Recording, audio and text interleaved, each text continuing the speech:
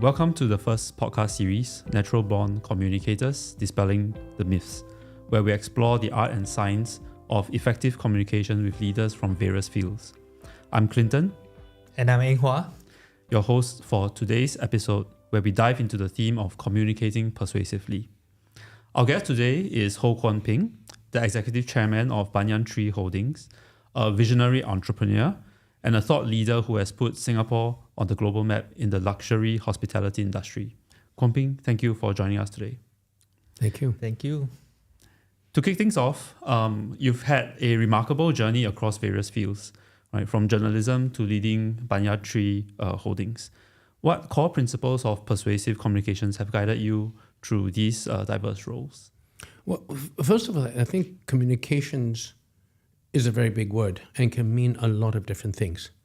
It can mean oratorical skills, which you need if you're addressing or communicating to a very large group of people, whether it be a town hall or a conference and so on, where the skills of communication through oratory are very important. Communications can also mean written communications like a press release, which requires different skill sets, or it can mean communicating on a one-to-one basis with individuals, where oratorical skills are hardly necessary, but where a appreciation of where the person you're talking to is coming from is most important. So I think communications by itself must be broken down to a closer idea of to whom you are trying to communicate. But I think if there's one overriding attribute that I think is the most critical across all, it's the ability to understand where your audience is coming from, whether it's 1,000 persons or it's one person. You have to understand that audience. Now, of course, understanding a crowd of 1,000 people requires a different sense of perceptions as opposed to understanding the person who you're talking to one-to-one. But that is absolutely key, and that to me is far more important than the skills of oratory or the skills of communication. Certainly there are skills of communication, putting an audience at ease, making a compelling argument for something. But too many people think that communication is a one-way street. I have a message I want to communicate. I have certain skills and tricks of communication. I do that and I succeed. And I don't think that really works. I think it is most critical to have an understanding of who your audience is and then tailoring your message so that it is most effectively consumed by that audience, whether it be one or whether it be 1,000. Okay, thank you, Kwon Ping. I think you brought up a very interesting point, right, on understanding your audience and being able to, I guess, connect, right, with them. So on that note, right, as Banyan Tree expands globally, right, particularly into culturally diverse regions, how do you tailor your communication strategy so that you are able to connect across these culturally, diverse audiences? That's kind of interesting because there's obviously, I say it's interesting because I found that communication is not only direct. Communication is creating a culture where people even talk about how you communicate. So let me just give you one example. We're not a very big organization, but we're probably medium-sized. But in contrast to our size, which is only about 15,000 people around the world, and you can have easily 15,000 people in one factory in China. But our 15,000 people are spread across something like 60 nationalities and 30 countries and all the time zones in the world. So as we've grown, we have orientation programs. I conduct town hall meetings and so on. So that is, at the biggest level, a relatively impersonal way of communicating where you have to do it by Zoom. Or you do it even physically. We had, for the first time since COVID, a global gathering of all our general managers, 300 over people. I gave a physical talk and I communicate. But those are all basically a large format kind of communication. And of course, for that, you need to have the clarity of your thinking. You have to have simple messages.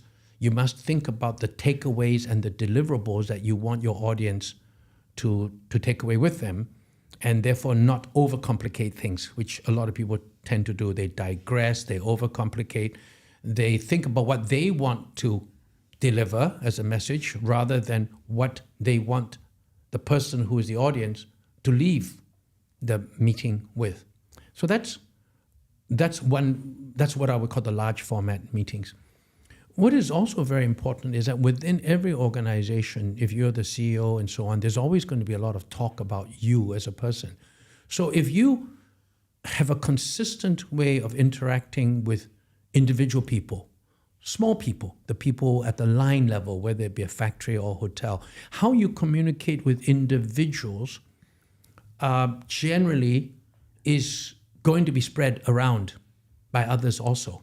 Even people who have never engaged with you one-on-one would hear about how you engage with people one-on-one. That then creates a company culture where all the people at the ground level would say, well, even our CEO is very personable, communicates one-on-one, looks people in the eye, and so on and so forth.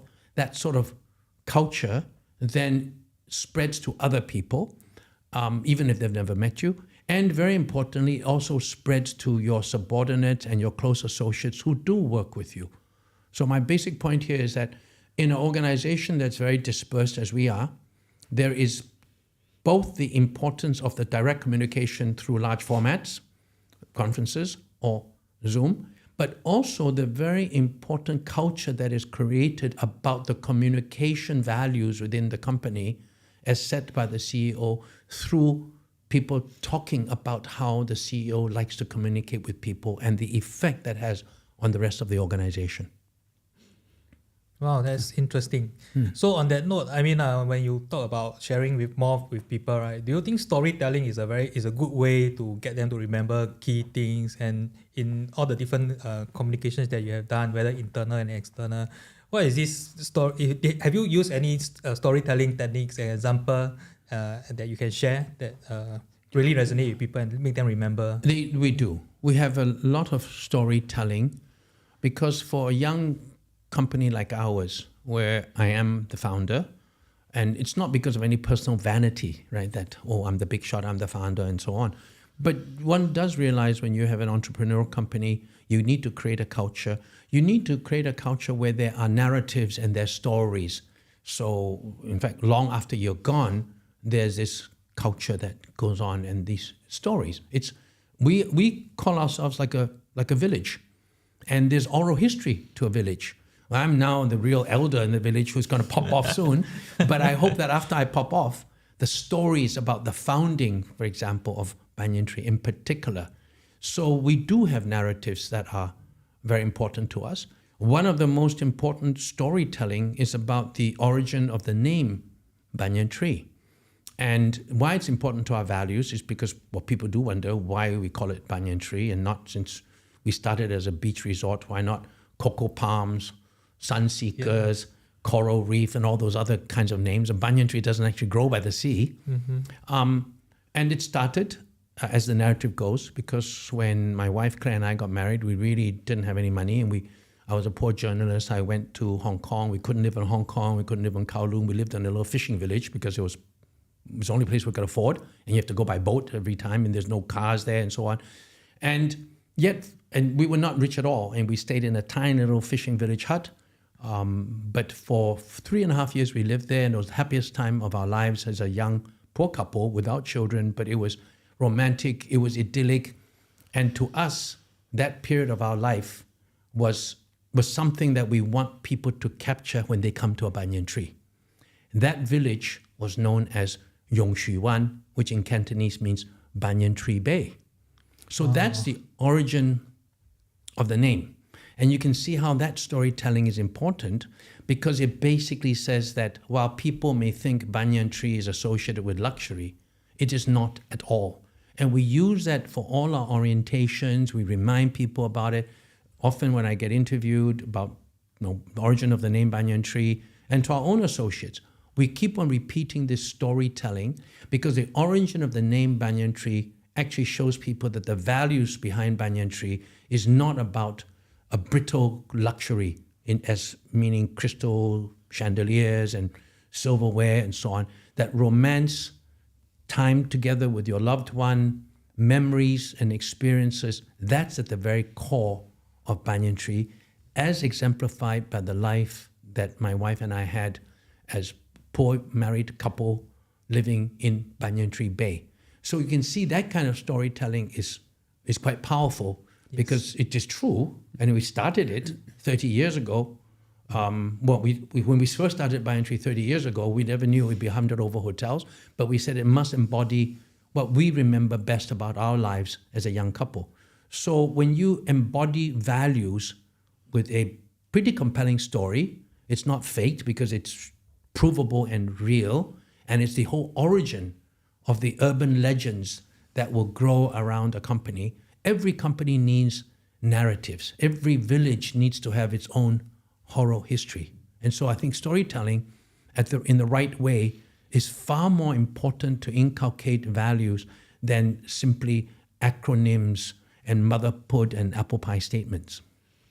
Yeah, I like the way how you put it across. I can imagine myself at the Rongsu Wan, Banyan Tree Bay. So yeah, that really put a very, very vivid image in my mind. And it's why it's important if you joined Banyan Tree as a new associate, you would have no clue, right? You would say, because now people think, oh, Banyan Tree, all the luxury, $1,000 a night and fancy pool villas and so on. But then when you first join Banyan Tree and we tell you about the narrative of how Banyan Tree started, then you begin to think that, yes, we are more about memories.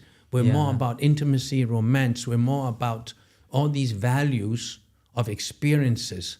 Then you remember that narrative and you pass that narrative on to other people. It's quite powerful to have appropriate. And we do storytelling about many other things. We do storytelling about how we went through so many crises together, the town hall meetings that we have. So all in all, I think the ability to craft genuine stories is important. But people can also go overboard and create all kinds of stories that become no longer compelling, but a bit too convenient, and it loses its authenticity. Yeah, must be a simple one that people can relate and then they can remember it clearly, and very emotional. I mean, also like the emotional part. It must resonate with you emotionally, and it should be usually inspiring also. Inspiring about the worst times the companies had and how people came together. These stories are important because every company is going to go through bad times, and you need to be able to communicate to people during bad times. One example, just to give you, is the fact that we've gone through in the hotel business tons of bad times, more than most industries. Hospitality is very susceptible to event risk. So whether it be a health risk, SARS or COVID or whatever, political risk, a riot or war in this place or that place, natural disasters with, the tsunami and so on. So hospitality is very, very susceptible to risk. So we've gone through a lot of bad times. And every time we have a bad time, it's an opportunity for me to gather our people together, to come together, storytell about the last bad time, how we're going to get through it. And then after it, when people then enjoy the fruits of their sacrifices, we create more stories so that every time you have a bad time hitting you, and we know it's going to come again, even though we're having our best time now, people are imbued with a sense of resilience. And you've really communicated to them that we've gone through so many bad times before. This is just another bad time. Then people feel more secure. So communication is not also a one-off thing. When you talk about communication very early on, communication is a consistent process by which a leader continually communicates with people. It's not a one-off great speech, a one-off town hall, and then that's done. It's a relationship. So communication at its best is a relationship between people. Thank you, Kwon Ping. Right, I think I can really appreciate the very touching story which you shared about the founding of Banyan Tree, and that also reminds me of our recent National Day, where every National Day there are stories being told of how Singapore was being founded. Right. So now on the topic of talking about Singapore and Singaporeans, right? So Singapore actually has a reputation for punching above its weight, right, on the global stage. In your experience, how do Singaporeans, including yourself, leverage persuasive communication to take on global leadership roles? Well, there's many questions here. When you talk about we're punching above our weight, I think that was said once during LKY's days. We shouldn't keep on using it as part of our narrative because we might become a bit smug.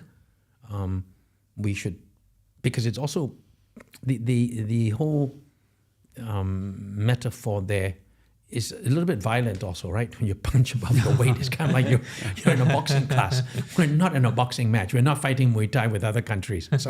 So the issue, I guess the better one is, do we have a soft power influence that is beyond our economic and geographical size, which I think we should try to cultivate, a reputation for integrity and so on and so forth. But punching above our weight, I know we use it. I'm not personally very happy with the analogy because of its sort of insinuations.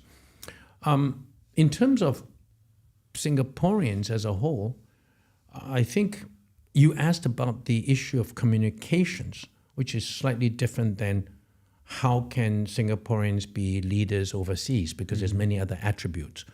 But since you talk about communication, actually, I'm going to touch upon something here that I've been thinking a little bit about more, and that is to really look at our situation realistically in the world. Now, if you look at it realistically in the world, we live in largely an Anglo-Saxon world, and a sort of Anglophone world. Although we say we speak Chinese, although we say we can speak Malay, all our executives are generally trying to thrive in business in an English-speaking environment, as opposed to Russian, Polish, French, German, or even Chinese. We're not actually, many of us may be able to speak Chinese, but we don't really function in the Chinese business world. Yeah. So when you look at that in terms of communications, we are already disadvantaged in certain ways, because you would find that the people who can function the best in an Anglophone world are likely to be former colonies of the UK, in the Commonwealth. There are, of course, the African countries that perhaps have their own disadvantages. Then you have the two Caucasian countries, New Zealand and Australia, which are almost like the same as everybody else. So you've got the UK, you've got US, you've got Australia and New Zealand, which is a class by themselves. And then you've got India, which with the thin elite, thin meaning as a percentage of their own population is very small, but very large in absolute numbers, are perhaps even more English than the English. I mean, totally, the elite Indians are so articulate and so capable.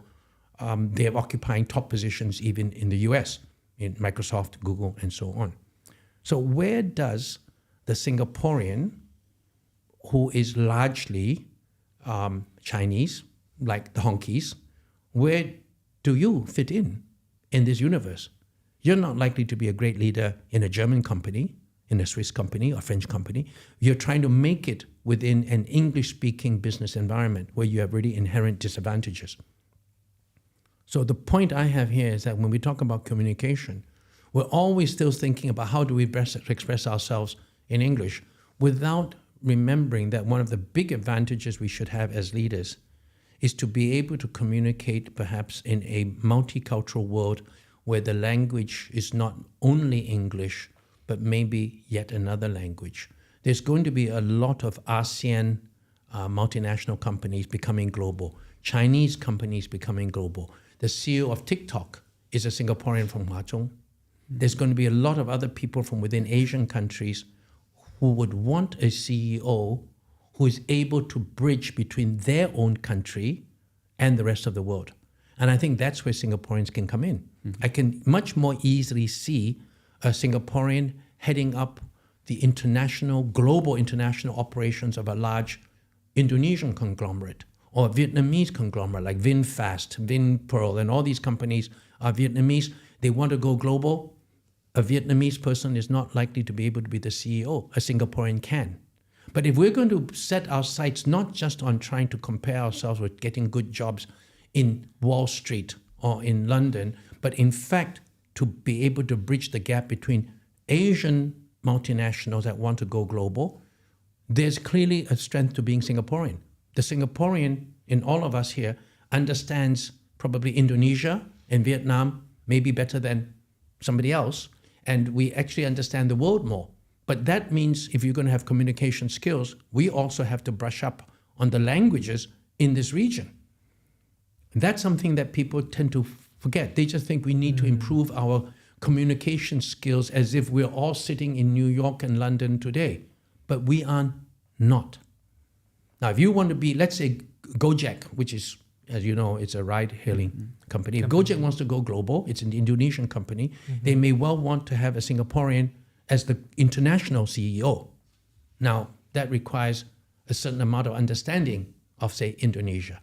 So communications is not just the act of speaking and the skill in speaking. Communication also means the ability to understand the environment that you're playing in.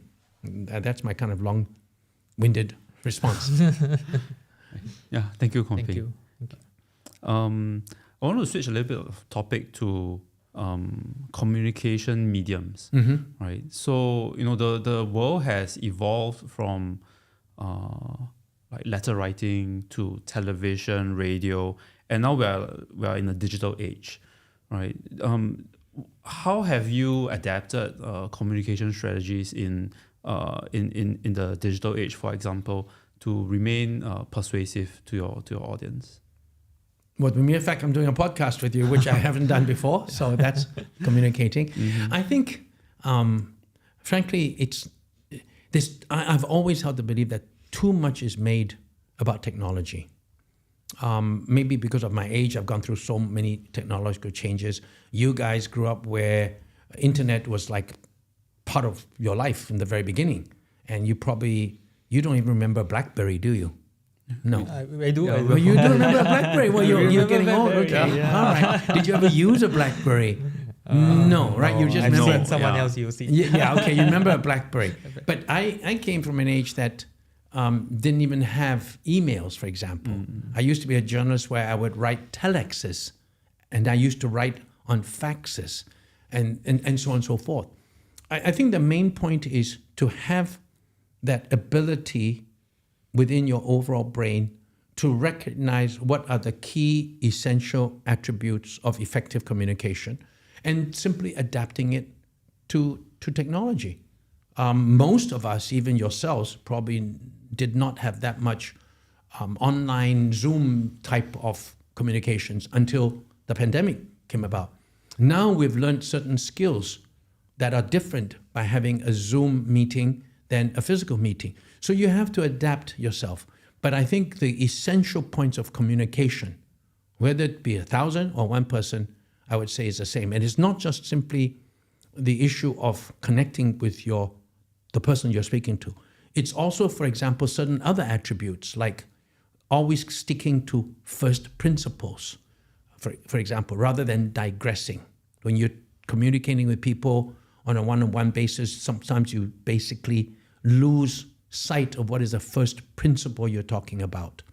And the other thing is we also forget what is the most compelling argument you want to make to win over the other person on the other side. Whether it's 1,000 people, whether it's by Zoom, by podcast, by whatever means, the basic fundamental attributes of effective communications remains, in my view, the same.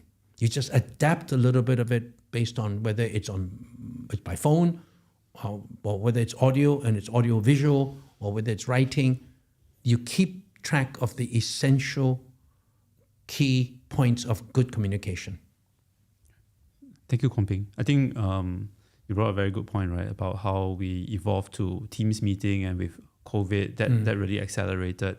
And I also remember very clearly, like before COVID, we had large team meetings, nobody turned on the camera, right? And then during COVID, because we don't get to see each other in the office, right? People purposefully turn on their cameras to be seen, to be heard. And now it's becoming almost a given, right? Very normal for people to turn on their camera. And yeah, but also very normal to not turn on the cameras. For example, I have a rule. In any meetings I'm in, I recognize there are going to be people not turning on their camera. Sometimes I don't either if I want to have a cup of coffee or I want to take a break or something. But one thing I always have as a rule is, at least for any meetings where I'm largely the most senior person, is I would not allow anyone to speak unless they turn on their camera. I do not think that a disembodied voice has a right to speak. If you want to speak, speak and show your face. Otherwise, I would not. I would tell the person, please turn on. So there's certain, so therefore in communication, there's certain things you need to recognize, we all need to recognize also. And to me, one of them is no disembodied voices in a Zoom meeting. It's disrespectful to everybody else. It's okay if you turn off the camera and you're doing something else, because if it's a big meeting lasting 3 hours, it might not always be on the point, on the subject you're interested in. But if you're going to talk, you have to turn on. So there's certain etiquette that is required for different medium of communication. Yeah, I think that I really resonate with that point. I mean, I always sit in certain Zoom meetings that the people don't show their face and you got no idea what they're thinking. And then the visual cues, right? How the people are looking, how are they smiling when they're talking? Is it something they're passionate about? Or is it something that they are just saying it just on script or whatever? So I think the cameras really help having a face to the voice. And that's very important. Yeah. And especially so in this environment where trust is something that is very important. And then in the digital world, right, it's so easy for people to come up with so many different kind of fake, so-called fake app or trying to scam people. And trust is very important in this luxury space, right? So again, so just to bring back to the topic on communication and trust is also very important, right? How do you then use all these kind of visual skills? How do you help to enhance the trust that people have other than face-to-face communication? The trust in you or trust in the medium? In the medium or even the organization, the story that you want to tell. Yeah, even what is the expectation. People have very high expectation of the luxury market, right? I think you want like for example, a Gucci bag, we want something that is we want to do a real Gucci bag, but now there's so many fake stuff around. So how do you then build trust? How do you then let people know that you are the genuine, the real Banyan Tree rather than another one, someone else that's... It's a little bit easier for us. If you're not, now I guess you're talking about more communication in terms of advertising, correct? As opposed to one-to-one communication, building trust. If it's building trust between a CEO and the audience, and it's quite easy, except for deep fakes where somebody's putting your face onto pornography. Other than that, pretty much people know it's you, correct? Yeah. But it's in trust in the product if you're using social media, particularly if you're using social media, if you're using KOLs and so on. So much of what you see is the promotion of a product is either fake, not deep fake, but it's faked, meaning you paid for it through KOLs.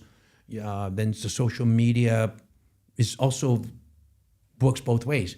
You can have social media who basically trash your product because they just don't like you because you're not willing to pay the price they want you to have, and so on and so forth.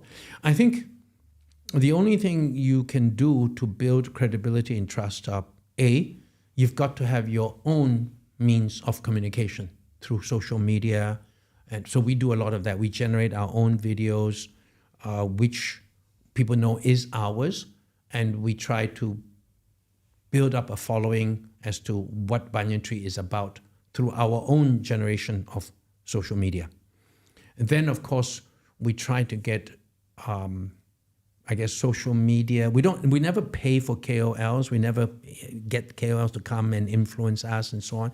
But we do like it if, in fact, the buzz about our product is spread by other people. Now, way before social media and the internet, we have always maintained that paid advertising, this is in the days of only print advertising, okay, or television advertising. We've always maintained that paid advertising is never as important as word of mouth. And these are the days of word of mouth when the only word of mouth is through, let's say, cocktail parties. So we would say that in a cocktail party, one person who's experienced a great banyan tree experience and has spread it around to 10 people in a cocktail party environment is 10 times more valuable than a paid advertisement. Now that's in a different age altogether, but the same holds true today with social media also, that the validation of your product or your service by genuine users is always far more important than your self-promotion of a product. So we try to emphasize that. We go in for awards, because awards which are generated, there are two types of awards. Awards which you basically buy by taking up paid advertising, which everybody knows is fake, or genuine, reputable awards by third parties with rigorous judging. We do go for these awards because we know that they are proxy validation by third parties. So that's why people can trust. We've gotten a lot of Condé Nast Traveler Awards, Travel and Leisure Awards. These are two names of magazines that people know and trust. They're also magazines that you can buy awards. So Singapore Airlines has the same thing. When I was director of Singapore Airlines, we were told about how aviation magazines would come and say, would Singapore Airlines like to be number one? You just pay this and that. And Singapore Airlines would always say, forget it. Same thing for banking and so on. So third-party objective validation is very important to build trust. And you do have to work to try to get that kind of validation. Great. Yeah. Thank you, Kwon Ping. I think you interestingly touched on the importance of building brand trust, right, and validation. And, through today's social media, be it like a YouTube or kind of like a TripAdvisor, people can actually leave comments. And during some times, you may get also negative comments. Of course. And, I'm pretty sure in your entire course of your career, you've had your fair say of like naysayers. Of course. Right? Yeah. So can you share with us any incident or any case where you've developed a strategy to overcome resistance to certain ideas or certain changes which you are trying to implement? Well, I think that's not the same question as what you mentioned about naysayers and so on. I would say regarding naysayers, we immediately identify two types: the genuine aggrieved guest, and you wouldn't be surprised by this, how many people go out of their way to basically complain so they get free stays. Okay, lots of people, and by now we can pretty much sort out these people without even using AI. I'm sure if we use AI in the future, we can see who's genuine, not genuine. We can tell pretty easily. The people who complain about us because we know they want to get compensation and the claims are really, really, really non-existent because we double check with our own staff and so on, and much of it is completely fictionalized. We basically go to them and say, take us to court, whatever you want to do, but we're not going to be bamboozled by you or extorted by you. That's it. We throw it out. We take it very harsh. We're not even going to consider you. And usually we can find out quite easily. The genuine ones, we bend over backwards, because our theory is not only do we need to make the aggrieved person happy, because if the person was aggrieved so much that they need to write to you, it must mean a lot to that person. And so you've got to make that person feel better. But more importantly than that is if that person has a positive experience in our service recovery, that person is going to spread it to friends and others and say, well, I had a bad incident in Banyan Tree, but the way they helped me on it is really impressive. That adds to the brand trust that we have. So that's how we deal with naysayers. In terms of suggestions that people have for us, obviously, if it's a usable one, we run with it. I think what's more important, and you're getting into the issue not so much of communications, but more into innovation, is the question of how do we try to instill a culture of innovation within the company? How do we get our own colleagues to be innovative and so on? But that's a separate topic altogether. Okay, thanks, Kwon Ping. The next question I have is a little bit more on empathy, right? So leading a global enterprise involves understanding various perspectives, understanding where people are coming from, as we've mentioned at the start of the podcast. How do you factor in empathy, and what do you do to really help you understand where people are coming from when you're communicating with them? Well, that sounds like it's a setup question, meaning it's a question we would put you up to for us to answer, because it's an ideal question. The reason being that we've often said that at the very core of our service culture is the word empathy, which may be a bit team sounding, and so we've embedded it in 4 words, which is I am with you. And that is the very core of our entire service culture. If I can take you a step back, one of the reasons we spend so much time thinking about empathy is because as a service company, we have long noted that service is often equated with servitude. It's a very thin line. I serve you, but I'm almost like a servant to you. You treat me pretty shittily. I still have to say the customer is always correct, which is 95% of the time untrue. You can be really bad and so on, and I have to keep my mouth shut and so on and so forth.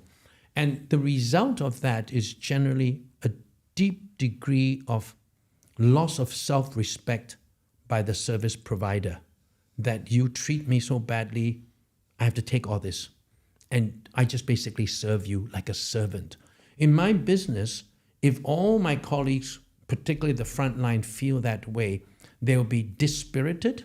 They will work with a deep sense of resentment towards the people they work for. And that is going to create a very toxic culture where I'm working in the company simply because they pay me and I don't particularly like this industry.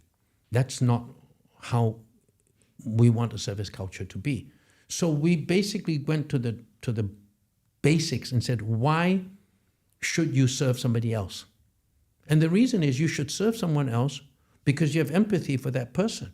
Empathy both on the pain alleviation side and on the happiness enhancement side. So if I serve you today and you're actually pretty nasty to me, I would try to be empathetic and not just hold it inside me and feel bad. I would try to be empathetic and understand, why are you behaving like this? Maybe you had a fight with your partner, maybe you had a long flight, maybe you're not feeling well. So I try to empathize, and I then try within my power to make you feel better. If I see you relatively happy with somebody else, I may think that maybe it's your anniversary, maybe you just proposed, maybe there's some reason you got a promotion, whatever it is, your birthday. I then try to find out more, and I'm empowered to actually increase your happiness. So I have some sense of self-agency. I'm not just serving you. I can actually try to make you happier if you're not happy. I can make you even happier if you're happy. So I have a sense of self-respect that I'm almost like an equal. I can affect your attitude. But that can only be possible because there's empathy in me for you. And hopefully by the showing of empathy towards you, you begin to understand and you show some empathy for me also. So that underpins our service culture, and it also underpins, in theory, it doesn't always work that way, but it's supposed to underpin the values that we have towards each other within the company, that we must always try to understand the other person. Mm-hmm. And therefore, you can also then see, since your topic today is about communication, that even in the process of service, if there's empathy, there's also an ability to communicate.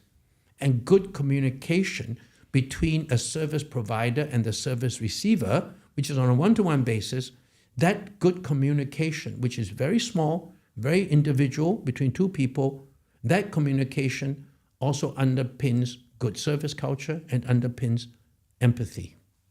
So communication and empathy are very, very important, whether it be communicating to 1,000 people while you have to let them go, mm-hmm. or have a pay cut, or on a one-to-one basis when you're communicating with a guest about their anniversary. So empathy and communication are critical attributes to each other. Thank you, Kwon Ping. Yeah, I think that's the very, very good point. And so in terms of the empathy part, right? So I mean, for your sharing about how you take care of your customers, your clients. So in terms of during the COVID part, right, when there's a very, very big crisis, and then a lot of the, like you said, the AEN podcast where all the hospitality is very much whole affected, right? How do you overcome that crisis with the communication strategy you have to your internal stuff? How do you go beyond the storytelling that you shared earlier about we've been through this, we have done that already. Oh, you got to. Oh no, but when you have a real crisis, when you have a real, and you tell stories, people are going to say stories ain't enough. Yeah, exactly. So and it's, I guess, the real skill of whether you have created a culture and whether your storytelling in the past has been effective or not is when people have to take sacrifices, right? If it's good news, you're telling everybody they're having the biggest bonus in their life. I mean, it's not difficult story. It's not difficult communication skills. You can do anything and everybody will love you for it. It's when you're going to hurt them and hurt their pocket, and also even let people go, that you really need to build upon the reserves of goodwill that you've established with them. So during COVID was only the worst case and the most recent case to this. We've had to do it in other times.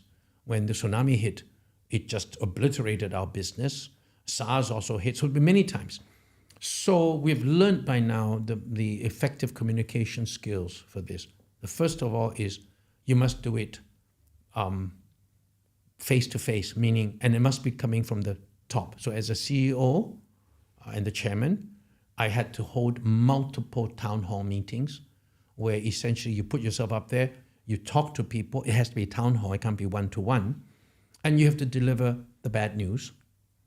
And you then have to essentially sell them the bad news, which could be you have to let people go or you have to have a pay cut. When that happens, the only thing you can do is explain to people why you have to let people go. And also you have to have had a track record that you do not let people go simply because of profitability.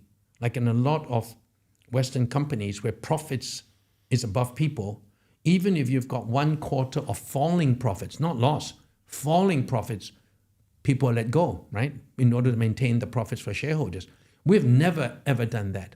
So we've established a certain credibility, and you have to share information. We share information with people, even to the masses of people, that our burn rate is such and such. If we do not cut our cost by so and so, the whole enterprise may fall. We may all kill ourselves. So some people have to be sacrificed. And the sacrifices are usually we would say, last in, first out. We have to give a principle for it, that if it is not due to bad behavior where you retrench people because they're not doing well, but if it's massive layoffs, you have to give a principle. You have to communicate transparency as to why you're doing the painful thing. Now, you are never going to get people who like you for it, but you can earn respect through transparency, right? People are mature enough to know I may have to be let go, but I know why the company is doing this. They're sharing the figures with me. They're telling me why I will have to be let go. And they're telling me also the circumstances by which I'll be rehired again. So you have to explain all that. People are not stupid, and people tend to think that if you're a frontline factory worker or the frontline service provider, they're stupid, which is absolutely untrue.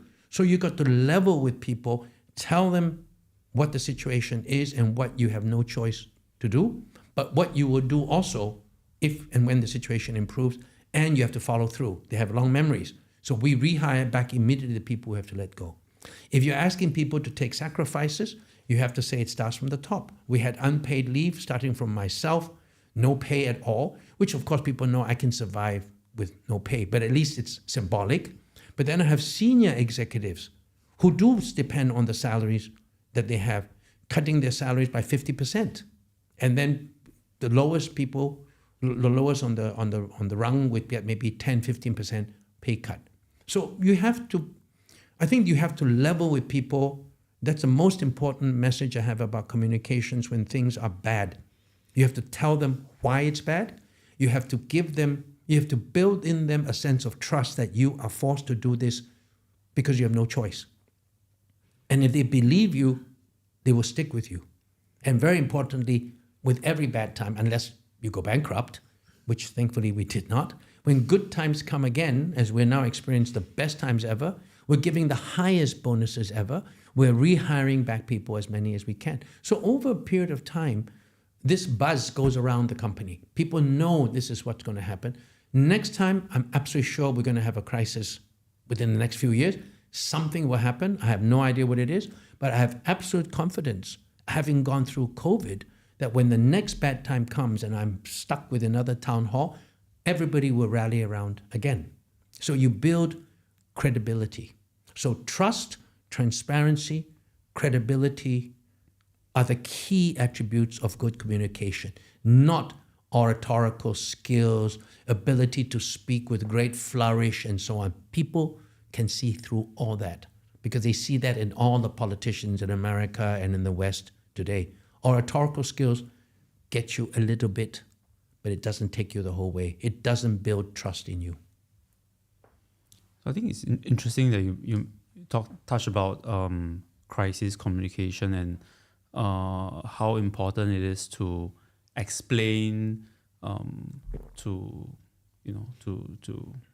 employees on why difficult decisions need to be made. I guess that's if taken in a very logical manner, I can see how many people accept that. But I think at the same time, right, being let go can also be very emotional for some of your employees. So how do you handle those kind of situations where you're trying to convince them in a very logical manner on why these decisions have to be made, but then you're probably receiving a very emotional response on the other end? Well, I think you have to recognize that it depends on the situation. If we're, for example, let's say we're not facing an existential crisis. Very often we've done things like it's not painful at all. In fact, we have early retirement schemes, right? So people actually like early retirement because they can get their severance pay and they go off, and we explain to them why we're retiring them early. So that's not difficult.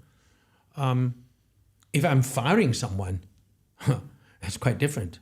My view, for example, my view on communication regarding letting people go is also quite specific. If I'm letting someone go because they're redundant, I usually tell them, take your time and resign when you want to, within maybe even 6 months or so, because it's much better for your own self-respect if the truth is you decided to resign and the company didn't fire you. So I take that means of communication when somebody who is more or less redundant, a bit too old, but has not hurt me, for example, I would ask them to find their own time to resign for their own self-respect. Somebody who's hurt the company, I fire them on the spot and I make a big stink about it. I make a big stink about it as a deterrent to other people. So the communication regarding how you let people go depends on the situation. And sometimes I expect them to make a lot of noise. I don't care if they make a lot of noise. If they sue me, I'll sue them right back and so on. So it's very circumstantial. Now, if you're talking about entire layoffs, then I think you have no choice but to just be transparent and recognize that probably what will happen is that maybe you probably can carry the majority of the people who deep down inside understand that it has to be done. And you will have some people who, no matter what, are going to trash you, insult you on social media, make all kinds of noise, try to even get claims of financial claims from you, even if they don't. But that's par for the course. When you want to be a CEO, you cannot hope to be loved. You have to only hope to be respected. That's in fact something LKY said, and that was true. I don't think many people liked him, but they all respected him. So yeah, any CEO or any leader who wants to be loved, I think is not going to succeed. But any leader who doesn't care to be respected would also never succeed. Yeah. Thanks for sharing your insights. We have one final question, and maybe for our SGLN community, I want to touch on a topic beyond communication. So many fellows in SGLN, we are looking to take on global roles. Do you have any advice for Singaporeans looking to walk the global path? Yeah, I've actually said a little bit earlier, and I'm doing it later on for you, and that is, I think we need to actually be quite more granular about what you mean by a global role. And I think all of you need to start thinking about what you mean by a global role. If you say global role, I mean meaning what is the ultimate objective you have, okay? You're all relatively young, let's say at 60, 65. What do you want to retire as your wildest ambition, but achievable ambition? If it is to be country head of a global multinational, I'd say easy. I think there's a lot of things already in the Singaporeans' favor, even leaving aside your own particular attributes. Just being a Singaporean senior executive, you already have certain specific endowments of language, cross-cultural capabilities, and so on. Global head, to be a country head of a global MNC, a FTSE 1000, Fortune 1000 company, easy if you work hard. If you want to be a global CEO of a Western multinational, I would say probably very difficult. Not because of your ability, but other reasons which I don't need to go into here, but I touched upon a bit earlier. Very difficult. If you want to be the global CEO of an Asian multinational, which is currently regional and wanting to aspire to be global, and you want to be the global head, maybe not the head in that particular country, but the global head, I would say that is actually quite achievable. But you need to decide now, because the preparation to be a global CEO, whether of a Western multinational or regional CEO, that requires different types of preparations. And it also means setting your sights to decide whether you want to go super high and become the global head of Microsoft, Google, all the Silicon Valley big companies and the American Fortune 1000 companies. If you think that's your goal, really think seriously whether you've got a chance, because if you try for that and you don't make it, you're probably going to be very disappointed. If you think you want to be something else, go for that and see whether you think it's possible. And if you think there's a chance of it, the preparation for that is going to be different. So my whole point is that as SGLN does its work, I think each of you need to consider, what does it mean to you to be a global leader? If it means simply the ability to function within a global multinational as eventually a country head, I'd say it's so easy, I wouldn't even put it down as an ambition. You just work hard at it, you'll get it. Okay, Great. thank you, Kwon Ping.